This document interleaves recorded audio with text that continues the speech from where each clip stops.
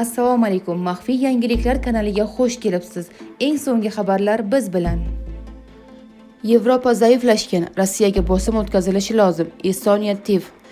Ukraina jang maydonida ustunlikka erishayotgan bir vaqtda Yevropa Kremlning tuzog'iga tushmasligi kerak. Yevropa davlatlari Rossiya bilan to'g'ridan-to'g'ri muzokaralar boshlamasligi va mamlakatga bosim o'tkazilishi lozim. Bu haqda Estoniya tashqi ishlar vaziri Margus Tsahkina bayonotiga tayanib Bloomberg xabar berdi. Vazirning so'zlariga ko'ra, Rossiya iqtisodiyoti inqirozga yuz tutmoqda. Urushning 5-yilida Rossiya armiyasi muvaffaqiyatga erisha olmayapti. Shu sababli Moskva Yevropa davlatlari bilan aloqa o'rnatishga harakat qilmoqda. Tsahkina Moskvaga yordam berish o'rniga sanksiyalarni kuchaytirish kerakligini ta'kidlamoqda. Hozirda AQShning Ukrainadagi urushni to'xtatish borasidagi harakatlari deyarli to'xtab qolgan.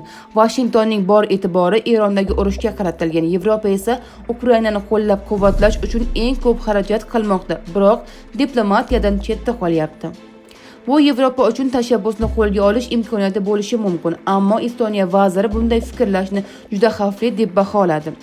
Rossiya zaiflashgani uchun hamma Moskvaga shoshilishi va muzokara boshlashi kerak degan g'oyani yo'qlamaymiz. Hozir buning vaqti emas, deya qo'shimcha qilgan u.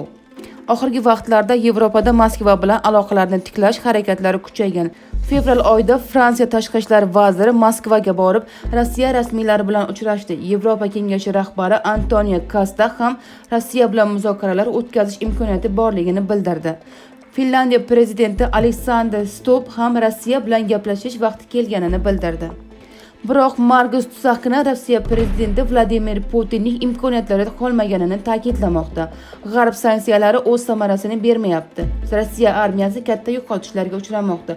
Ukraina esa Rossiyaning neft obyektlariga muvaffaqiyatli zarbalar beryapti. Estoniya vazirining so'zlariga ko'ra, Rossiya ichida ham muammolar ortib bormoqda.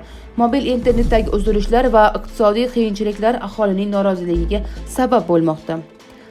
Hatto Moskvadagi 9-may paradi ham ancha kamtarona o'tdi. Bularning barchasi Kremlning zaiflashganidan dalolat beradi, deyiladi xabarda. Tramp Tayvanni mustaqillik e'lon qilmaslik haqida ogohlantirdi.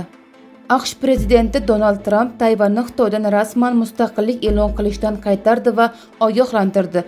Bu haqda u Xitoy prezidenti Si Szinpin ogohlantirish doirasida va Pekin safaridan qaytganidan keyin ma'lum qildi. Bu haqda BBS xabar berdi. Tayvan prezidenti Lai Ching-te avvalroq bayonot berib, Tayvan o'zini allaqachon suveren davlat deb hisoblaydi. Shu sababli u rasmiy mustaqillik e'lon qilishga ehtiyoj yo'q deb ta'kidlagan. AQSh uzoq vaqtdan beri Tayvanni qo'llab-quvvatlab keladi. Qo'shma Shtatlar qonunlariga ko'ra, Washington bu orolni o'zini o'zi mudofaa qilish va vositalar bilan ta'minlashga majbur. Biroq Oq uy bu ittifoqchilarni Xitoy bilan diplomatik aloqalarni saqlab qolish bilan muvofiqlashtirishga majbur bo'lmoqda. Tramp avvalroq o'zini o'zi boshqaradigan orol bo'yicha har qanday holatda ham biror bir majburiyat olmaganini ta'kidlagan. Xitoy esa bu hududni o'zini yeri deb hisoblab, Pekin shu paytgacha orolni kuch bilan tortib olish variantini ham istisno qilmagan. Washingtonning rasmiy pozitsiyasi shundan iboratki, u Tayvan mustaqilligini qo'llab-quvvatlamaydi. Pekin bilan aloqalarni davom ettirish uchun esa Xitoyda faqat bitta hukumat mavjudligini tan olishga bog'liq, deyiladi xabarda. Pekin Tayvan prezidentiga nisbatan ochiqchasiga salbiy munosabat bildirib kelgan. Xitoy rasmiylari uni avvalroq g'alvachi va bo'g'ozlar aro tinchlikni buzuvchi deb ta'kidlagan.